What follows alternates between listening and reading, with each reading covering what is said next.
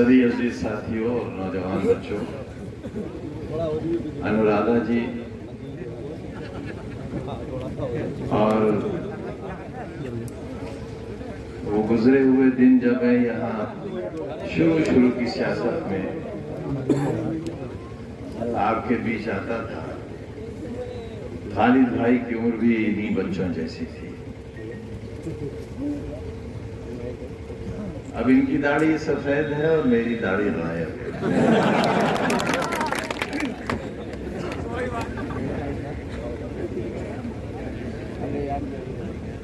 आपके बीच पाया भी बहुत है और अपने बीच से खोया भी बहुत है।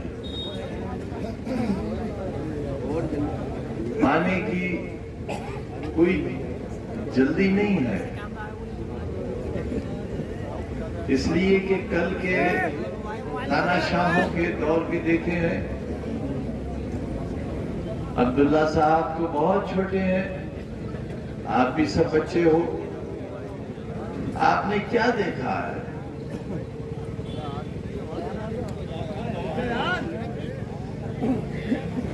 हमारे ही वतन हिंदुस्तान में इमरजेंसी के नाम पर ऐसा दौर भी आया जब पूरे मुल्क को कहा गया कि कैद खाना बन गया।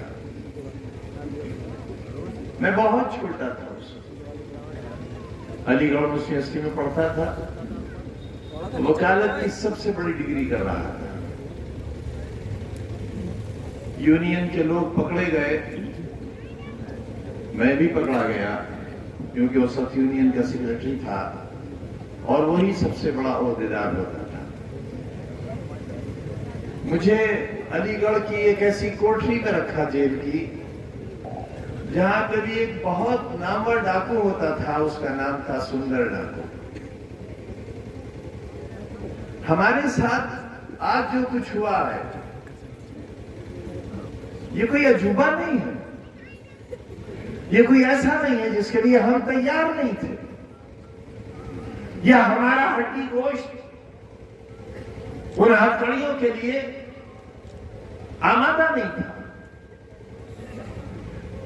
यहां की कोठरी और वहां की कोठरी में बस इतना फर्क था कि वो जमीन के अंदर थी और ये जमीन के ऊपर थी।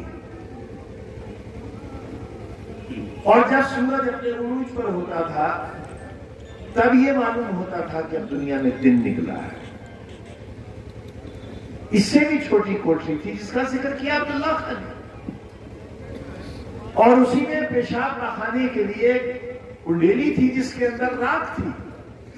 उसी में पेशाब कीजिए, उसी में पखाना कीजिए, वही खाइए और सो जाइए। जब जालिम जुल्म करता है तो उसकी कोई हद नहीं होती, और जब कोई खाई में गिरता है तो उसे इस बात का ख्याल नहीं रहता कि खाई की गहराई कितनी है। लेकिन देखना यह है कि उस जुल्म को बर्दाश्त करने वालों के अंदर अपनी ताकत कितनी है, बर्दाश्त। और अगर वो बर्दाश्त की कसौटी पर पहली बार पूरे उतर गए तो फिर जिंदगी की आखिरी सांस तक उनके लिए कोई ऐसी कसौटी नहीं बनेगी जिस पर उनके सर को झुकाया जा सके। और हम आज उसी तले पे सर के साथ आपके सामने खड़े हुए हैं, क्योंकि हमने कल भी कुछ दिखाए थे, आज भी कुछ दिखाए। कल भी हम सच्चाई और हक के रास्ते पर थे, आज भी हक के रास्ते पर। मिस्टर इंदिरा गांधी का जमाना हवाएं रुक जाए जिसके नाम से, जिसने एक मुल्क के दो टुकड़े करा दिए हो, जिन्हें दुर्गा मां का खिताब मिला हो। इमरजेंसी की गलती ने उनके नाम को मिटा कर दिया। ऐसे ही आंधी चली कि कांग्रेस का नाम और निशान नहीं रहा। हम जैसे लोग इख्तियार में आए, सरकारें बनी। एक और भी हादसा हुआ इस मुल्क में बड़ा दर्दनाक, मिसेस इंदिरा गांधी की हत्या हुई। बहुत बुरा हुआ, इंतहाई बुरा। किसी कानून के मुल्क में किसी की जान कानून के फैसले के बगैर नहीं जाना, चाहे वो इंदिरा गांधी हो ये कोई अदना सा इंसान वो गलत है, वो कल भी गलत था, वो आज भी गलत है। लेकिन नतीजा क्या हुआ? मिसेस इंदिरा गांधी की हत्या एक औरत, एक वजीर आजम, एक मां, एक बेटी की हत्या नहीं थी, एक बीवी की हत्या नहीं थी, बल्कि हिंदुस्तान के निजाम जमहूरी का कत्ल था। और लोगों ने इसे नापसंद किया और फिर एक ऐसा इंसानी सैलाब आया कि आज तक हिंदुस्तान की पार्लियामेंट में कांग्रेस के या किसी भी जमात के इतने एमपी जीत कर नहीं आए जितने एमपी कांग्रेस के आए, और राजीव गांधी हिंदुस्तान के वजीर आज़म बने। सोच सकता था कि मिसेस इंदिरा गांधी जिन्होंने इमरजेंसी लगाई है, उनका बेटा कभी इस मुल्क का प्रधानमंत्री बनेगा? लेकिन हुआ। गलतियां करने वाले ये भूल जाते हैं कि इसके नतीजे क्या होते हैं। जब शाह कमीशन बनाया गया, नया नया टेलीविजन चला था, मिसेस इंदिरा गांधी सफेद साड़ी पहनकर शाह कमीशन के बाहर बरामदे में एक बेंच पर जाकर बैठती थी और पूरे हिंदुस्तान की आंखों में आंसू थे। वही इंदिरा गांधी जिन्होंने इमरजेंसी लगाई थी शाह कमीशन की कार्रवाई में, उनको एक नई जिंदगी दे दी थी। क्यों? इसलिए कि हिंदुस्तान के रहने वाले लोग बगैर मजहब, बगैर जात के मजलूम को मजलूम मानते हैं और जालिम को जालिम मानते हैं और जालिम को उसकी सजा देते हैं। यही है हिंदुस्तान। अगर कोई भूल जाए इस इतिहास को तो ये गलती उसकी है, लेकिन हमारे जैसे लोग जब तक जिंदा रहेंगे उन्हें उस भूले हुए इतिहास की याद दिलाते रहेंगे। आज भी जो कुछ हो रहा है वो किसी से छुपा हुआ नहीं है। कौन पूरे हिंदुस्तान में ये कह सकता है कि हमारे दामन पर कोई दाग है? गरीबे रहते हैं। पूरी दुनिया में 2 बैंक अकाउंट है सिर्फ, एक पार्लियामेंट की तनख्वाह का जहां की मेंबरशिप खत्म हो गई, और दूसरा उत्तर प्रदेश की विधानसभा का लखनऊ का बैंक अकाउंट। इसके अलावा पूरी दुनिया में अगर हमारा कुछ है तो जाओ भाजपा वालों, सब तुम्हारे नाम कर दिया।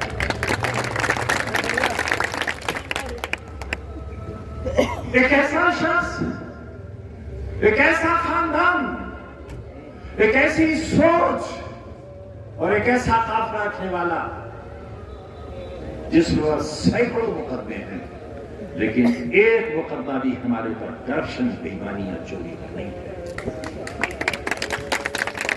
इंसानों को लड़ाने का नहीं है, इंसान और इंसान के बीच तफरीक करने का नहीं है, हिंदू और मुसलमान का नहीं है। आज मोबाइल को खोलते हैं तो सिवाय नफरत के संदेश के कुछ न सुनने को मिलता है न देखने को मिलता है। ये तरक्की का कैसा इस्तेमाल है? ये कैसी तरक्की है जो इंसानों को इंसानी हक देने के बजाय इंसानों से उनकी जिंदगी छीन रही है, उनका वकार छीन रही है, उनके आपस का भाईचारा छीन रही है, मोहब्बत छीन रही है। ये बस्ती मुसलमानों की है और यहां पर कौन बैठी है? एक मां और उसकी बेटी, इनकी एक एक सांस इंसानियत की अमानत है। अगर इन पर कोई आंख उठाता है तो दुनिया का सबसे नीच व्यक्ति होगा और उसे जीने का कोई हक नहीं होगा। इसी तरह हिंदुस्तान के हर मजलूम के लिए ये उसूल वाजिब है और इसी उसूल से हिंदुस्तान के लोगों ने 7 समंदर पार के फिरंगियों को भगाया भी। कभी नहीं जाता अंग्रेज ने हिंदुस्तान से जाने के लिए कलकत्ता नहीं बनाया था। देखो कभी जाकर अंग्रेज ने कैसा शहर बनाया था। उसने गोवा हिंदुस्तान से जाने के लिए नहीं सजाया था, उसने दिल्ली का कैनॉट प्लेस जाने के लिए नहीं बनाया था, उसने लखनऊ का हजरतगंज हिंदुस्तान से जाने के लिए नहीं बनाया था, राष्ट्रपति भवन हिंदुस्तान से जाने के लिए नहीं बनाया था। किसने लगाया उन्हें? एक लाठी वाले ने। एक उसने जिसके जिस्म पर सिर्फ इतनी कपड़े की धज्जी थी जिससे उसके जिस्म का जरूरी हिस्सा ढका जा सकता हो। वो जाड़ा हो, गर्मी हो या बरसात, उसे पूरे हिंदुस्तान ने बाबा कौम कहा, राष्ट्रपिता कहा। वो किसी की मां के शौहर नहीं थे, लेकिन हिंदुस्तान के हर बच्चे की बात थी, इसलिए कि उन्होंने गुलामी से आजादी दिलाई थी। दे दी हमें आजादी बिना खड़क बिना ढाल, कोई जंग नहीं हुई। एक चौकी जला दी गई तो बापू ने डांडी मार्च खारिज कर दिया। उन्होंने कहा कि एक ऐसा हिंदुस्तान जो किसी के खून के धब्बों पर आजाद हो, मुझे ऐसा आजाद हिंदुस्तान नहीं चाहिए। आज क्या हो रहा है? आजाद किए हुए हिंदुस्तान पर बापू के खून की छींटे, बापू की हत्या,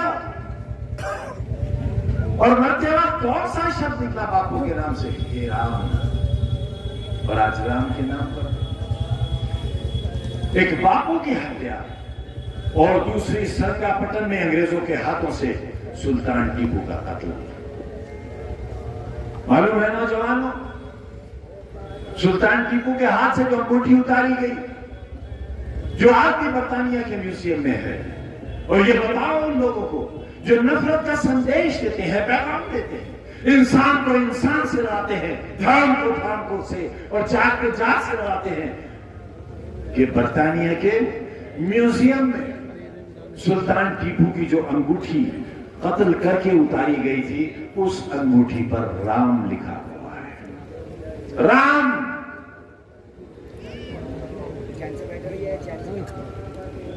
ये शहीद टीपू सुल्तान के हाथ की उतरी हुई अंगूठी थी।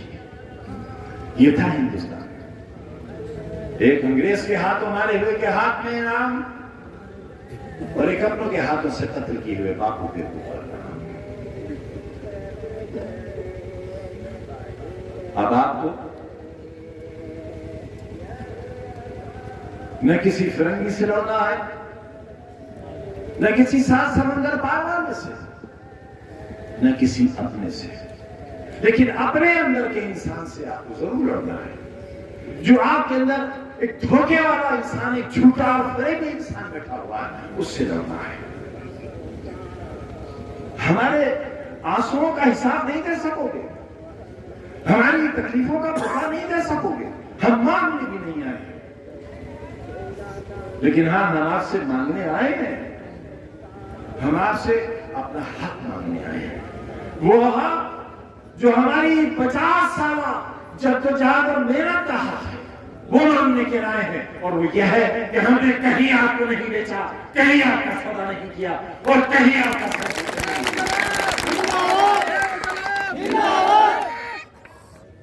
कितनी दौलत होती मेरे पास, सोचा है कभी? मेरे पास दुनिया के हर बड़े शहर में महल होता, मेरे अपने जहाज होते, गली में रहता हूं। तुम्हारे बच्चों और तुम्हारी नस्लों के लिए स्कूल बनाए हैं मैंने, यूनिवर्सिटी बनाई है मैंने। तुम्हें कदर नहीं है उसकी, क्योंकि तुम्हारी कम नसीबी है, और मेरी इसलिए कम नसीबी है कि तुमने उसकी सच्चाई को समझने की कोशिश ही नहीं की, और तुमने बहुत कुछ कर दिया। मैं शेर के मुंह से पार्लियामेंट छीन कर लाया था। 1952 के बाद पार्लियामेंट की कुर्सी तुम्हारे हाथ में आई थी, तुम्हारे पास आई थी, वो खो दी तुमने। विधानसभा खो दी तुमने, स्वार खो दिया तुमने, टांडा खो दिया तुमने, क्या क्या खोते चले जाओगे। एक वक्त वो आएगा जब तुमसे तुम्हारा वजूद छीन लिया जाएगा, और तुम्हें तुम्हारे पहचानने के लिए कोई शख्स पूरे हिंदुस्तान की जमीन पर खड़ा हुआ नहीं है। इसलिए जरूरी है कि अपनी आंखें खोलो और वक्त से टक्कर लो, एक फौलादी दीवार बन जाओ और सच का साथ दो, दिखाओ नफरत के परचम फहराने वालों को ये बहन बैठी है हमारी, ये बेटी बैठी है हमारी, और हम इसे उत्तर प्रदेश की विधानसभा में पहुंचाकर अपने सवाल उठवाएंगे, अपनी लड़ाई। अपने इस नौजवान साथी के उस तकलीफों का, उन रातों उन दिनों का जब मैं 106 बुखार में रोजा और कोरोना में तड़प रहा होता था, ये रोता होता था बेटा। हम कितनी जंगें लड़कर आए हैं, मगर जानते हैं कि आसमान की ऊंचाई पर उड़ते हुए हेलीकॉप्टर के एक पर का टुकड़ा टूट के निकल गया। मैं सोच रहा था अल्लाह, जमीन पर हमारी राख भी नहीं मिलेगी, हमारे लोग दफन क्या करेंगे, मेरी कब्र कहां बनेगी, मेरा जनाजा कहां होगा। मैं जिंदा उतर आया, मैं कोरोना से जिंदा आ गया, मैं तुम्हारे लिए और इंसानियत की हिफाजत के लिए जिंदा लौटा हूं। मैं भी जिंदा रहूंगा, ये भी जिंदा रहेंगे, ये भी जिंदा रहेंगे, और इंशाअल्लाह आप भी जिंदा रहोगे, और सिवाय तुम्हारे नसीब में कभी से लिखी जाएगी।